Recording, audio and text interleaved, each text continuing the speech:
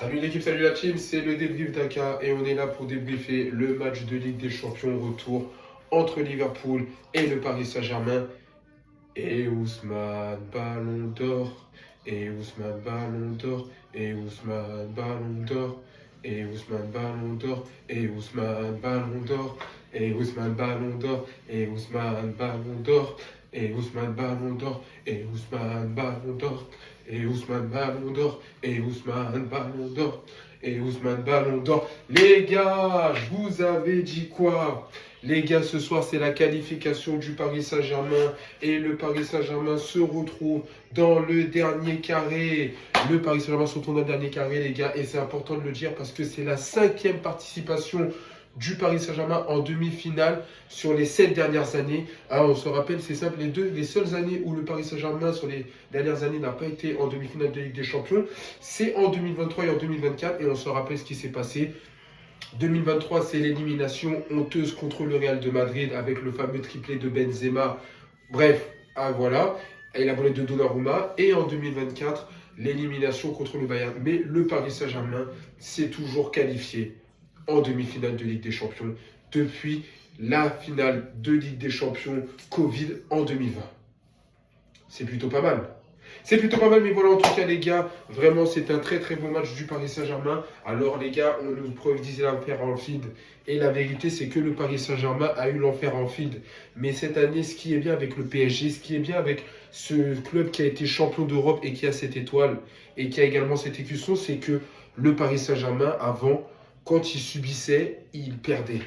Il subissait le match. Il se recroquevillait, il perdait, et à un moment donné, ça finissait par craquer, parce que quand tu te fais taper comme ça, et que tu ne redonnes pas des coups derrière, tu te fais éliminer. Maintenant, les gars, le PSG gère tous ses matchs. C'est-à-dire qu'on soit favori ou qu'on ne soit pas favori, qu'on domine un match ou qu'on se fasse dominer, le PSG gagne tous ses matchs.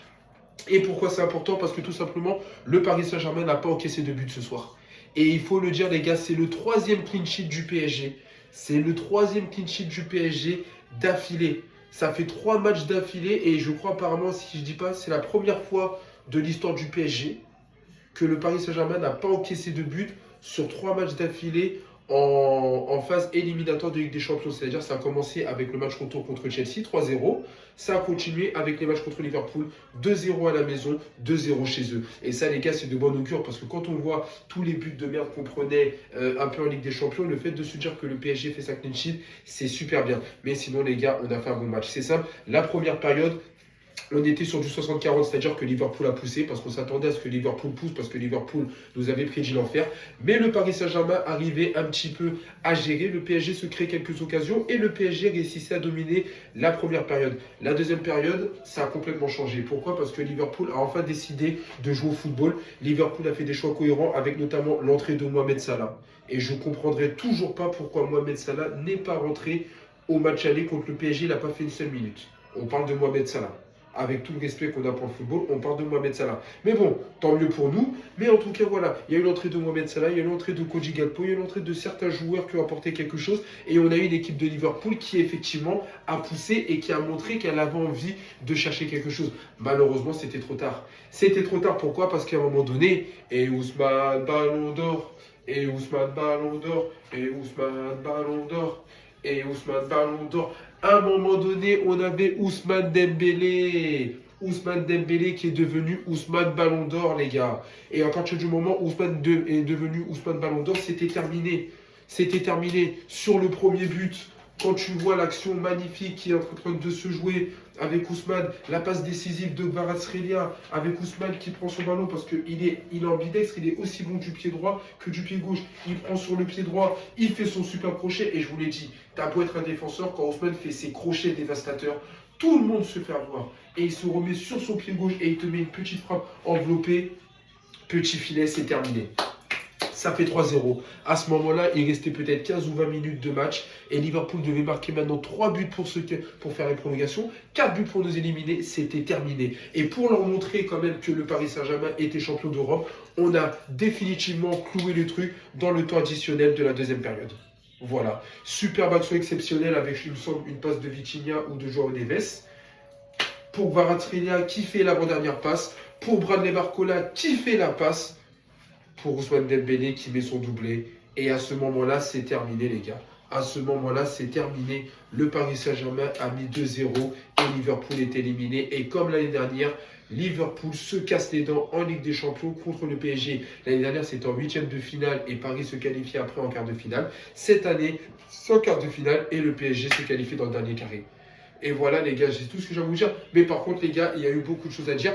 Avant de continuer le débrief, j'aimerais avoir une petite pensée pour Hugo Ekitike qui a été blessé gravement et qui pour moi, ça veut probablement dire fin de saison et notamment pas de Coupe du Monde. Déjà parce que Hugo Ekitike est un joueur français qui était en Belbourg, qui faisait une très très bonne saison. Donc déjà, c'est impactant un peu pour l'équipe de France de ne pas l'avoir. Mais aussi, surtout parce que Hugo Ekitike a porté le maillot du PSG. Voilà, il a porté le maillot du PSG, on le sait, il arrivait à une époque où tu avais Messi, Neymar, Mbappé, donc c'était pas évident. Mais il a porté le maillot du PSG, il était très content d'être au PSG et il a toujours aimé ce club. Donc déjà, j'aimerais avoir une petite pensée pour lui, notamment sur la blessure. Après, côté blessure, on a également Nuno Mendes qui est sorti blessé. Voilà, j'espère que ce ne sera pas trop grave. On a également Désiré Doué qui est sorti blessé. On va en reparler. Mais en tout cas, voilà les gars, ça faisait plaisir parce que c'est un match que le PSG a réussi. Voilà, Liverpool nous a dominés. On a fait le dos rond, mais on a réussi à marquer au bon moment. Et on finit le jeu comme ça. On finit le game et on passe au débrief P2P. Pour le débrief P2P, les gars, on va faire un débrief un peu différent. On va parler de la défense à la fin parce qu'il y a beaucoup de choses à dire en défense. On va commencer simplement par le milieu parce que j'ai envie de commencer par le milieu. Les gars, le milieu, c'était le cœur de jeu. Et le Paris Saint-Germain, même si le Paris Saint-Germain s'est fait dominer, le PSG a quand même fait de très bonnes choses au milieu. Vitinha, Vichigod, vous connaissez votre gars, toujours exceptionnel, c'est-à-dire dans le contrôle, dans l'anticipation, dans le porteur de balle, il a vraiment été exceptionnel. Il a encore fait de très très bonnes passes. Et franchement, quand le PSG a Vitinha, ça fait énormément de bien.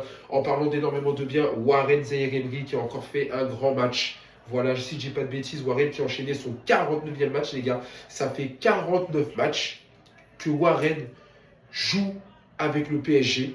Donc, il a joué les 49 derniers matchs du PSG. Il a été titulaire. Et le gamin, il te fait des prestations incroyables.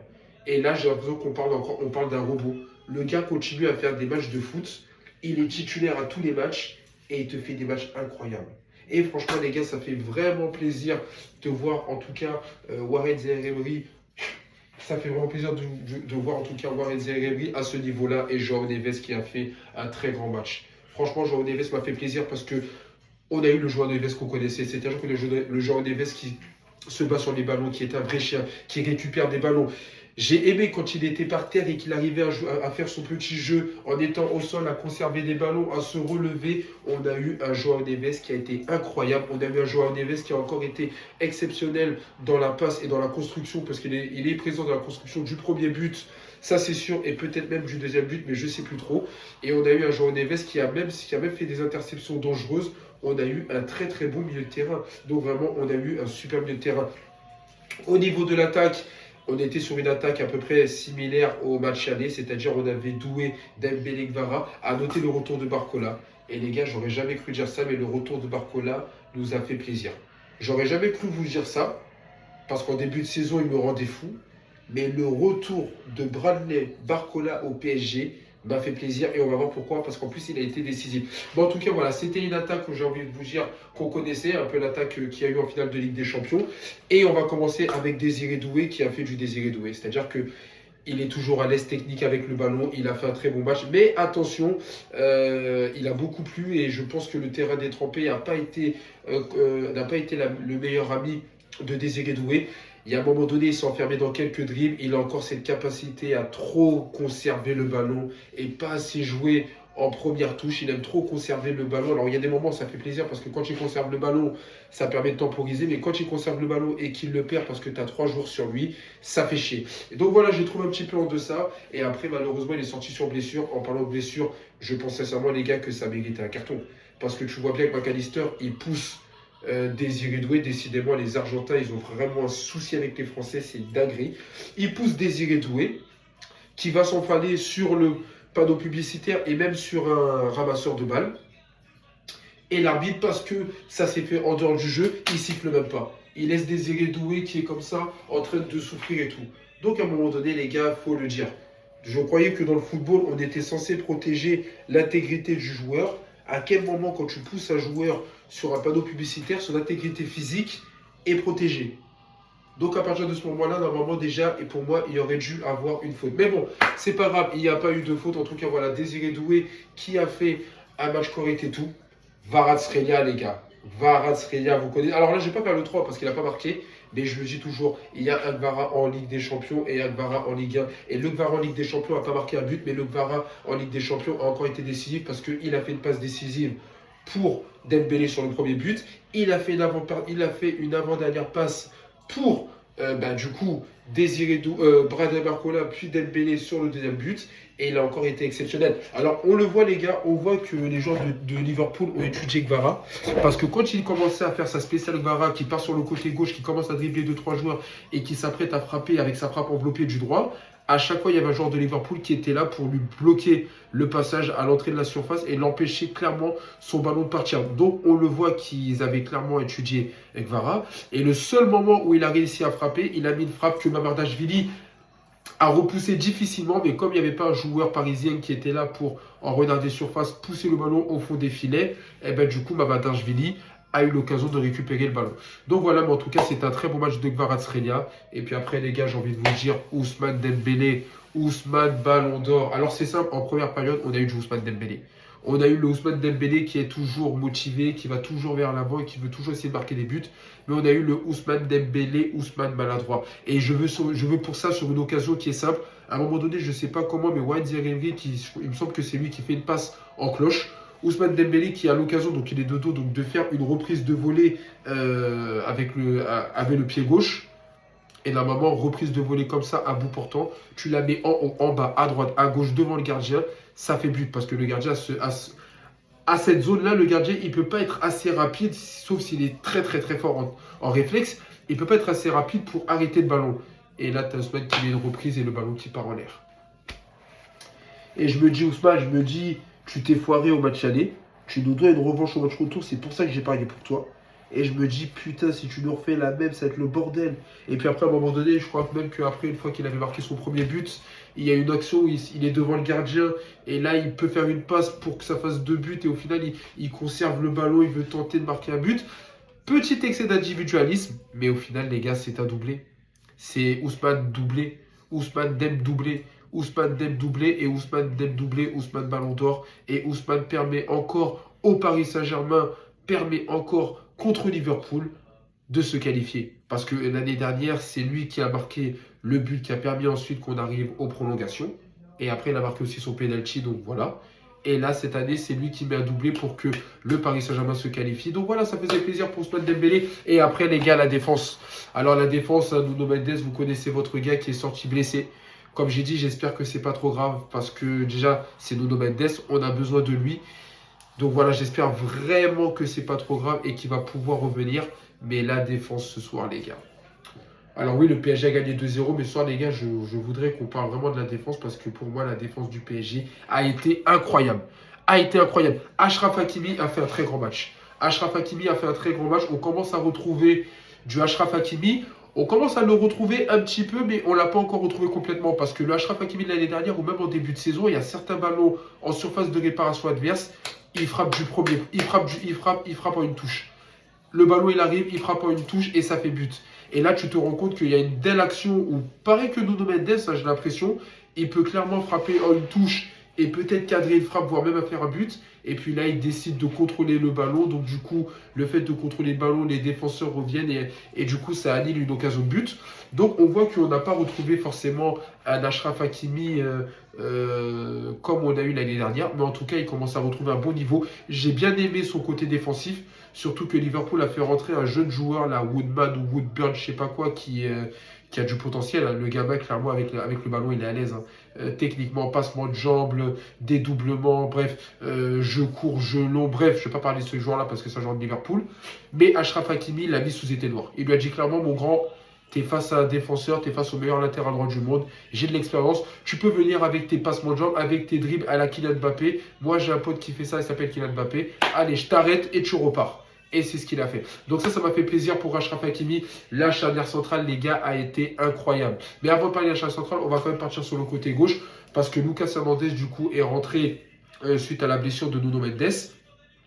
Et je vous avoue que j'ai eu peur parce que quand Lucas Hernandez y rentre, il y a Mohamed Salah qui est titulaire. Et je me dis, putain, Mohamed Salah va se... Mais au final, les gars, Lucas Hernandez a fait un très très bon match. Franchement, défensivement, il était présent. Il a récupéré les ballons qu'il fallait. Il a fait des interceptions. Il a dégagé quand il fallait. Et Lucas Hernandez a fait un très bon match. Donc vraiment, je suis content du match de Lucas Hernandez. Et on parle de la charnière centrale. Parce que ce soir, pour moi, la charnière centrale a été incroyable. Marquinhos, Pacho, ce soir, ils se sont mis au niveau. Marquinhos s'est mis au niveau dès que sur une action, une des rares actions où Safonov est passé à travers, il t'a fait un sauvetage de la mort qui tue. Les gars, je vous dis, c'est simple. Il n'y a pas le sauvetage, il y a but. Sur cette action, il n'y a pas le sauvetage de Marquinhos, il y a but.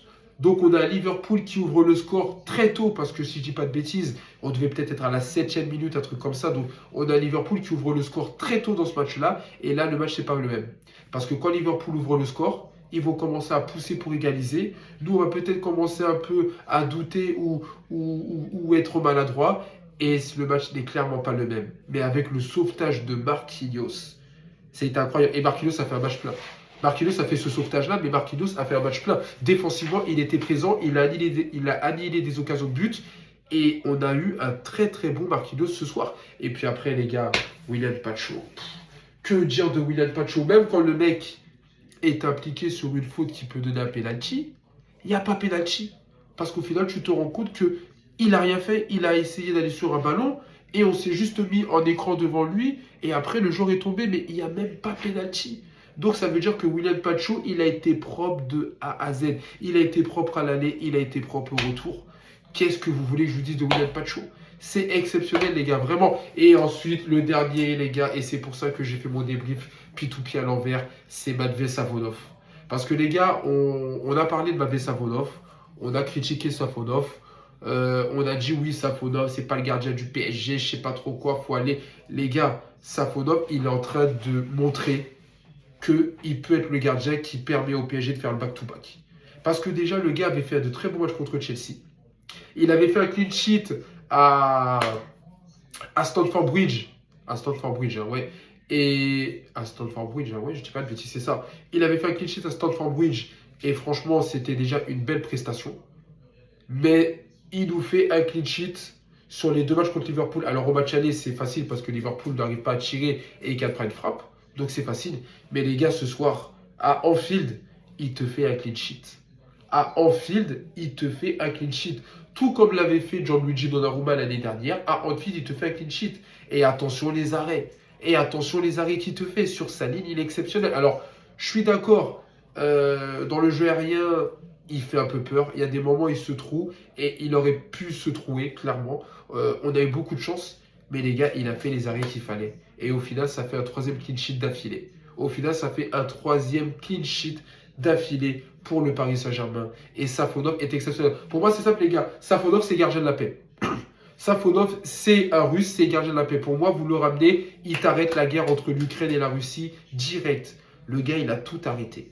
Il a tout arrêté. Et le peu de fois où il a été au travers, il a trouvé quelqu'un d'autre qui était là pour ça. Donc franchement les gars, ça m'a fait plaisir, ça a été un très très bon match. Et après j'ai parlé bien sûr des entrants, Bradley Barcola qui est rentré, déjà ça m'a fait plaisir parce que Bradley Barcola a refoulé les pelouses avec le Paris Saint-Germain, mais en plus Bradley Barcola a été décisif. Bradley Barcola a été décisif et il a fait la passe décisive pour Dembélé sur le deuxième but. Et tu te rends compte que Barcola est sur les mêmes standards que quand il nous a quittés, donc ça c'est de bon augure pour le Paris Saint-Germain et aussi pour l'équipe de France par rapport à la Coupe du Monde. Et après, bah, les gars, une fois n'est pas coutume, Lucas Beraldo, depuis qu'il a trouvé ce petit poste de milieu défensif, le mec il rentre. On parle d'un joueur qui avait fait je ne sais pas combien de matchs sur le banc, pendant au moins 10-15 matchs, on n'avait pas eu de ses nouvelles parce que défensivement il était nul et personne ne le voulait. Et là, depuis qu'il est passé milieu défensif, le mec il rentre. Aujourd'hui, t'as pas vu Kangigli, t'as pas vu Gonzalo Ramos, t'as pas vu Mayoulou, t'as pas vu Mbaye, t'as pas vu Dro Fernandez. T'as vu Lucas Beraldo. T'as pas vu Zabarni, t'as vu Lucas Beraldo. Lucas Beraldo. Voilà.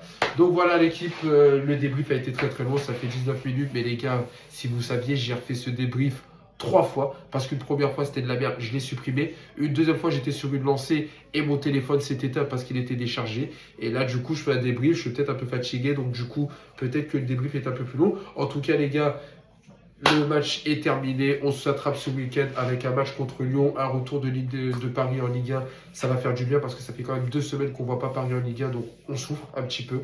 Et voilà les gars, c'est une qualification. Moi je pense que ça sera personnellement contre le Bayern, donc il va vraiment falloir faire très attention lors du dernier carré, mais le Paris Saint-Germain est qualifié.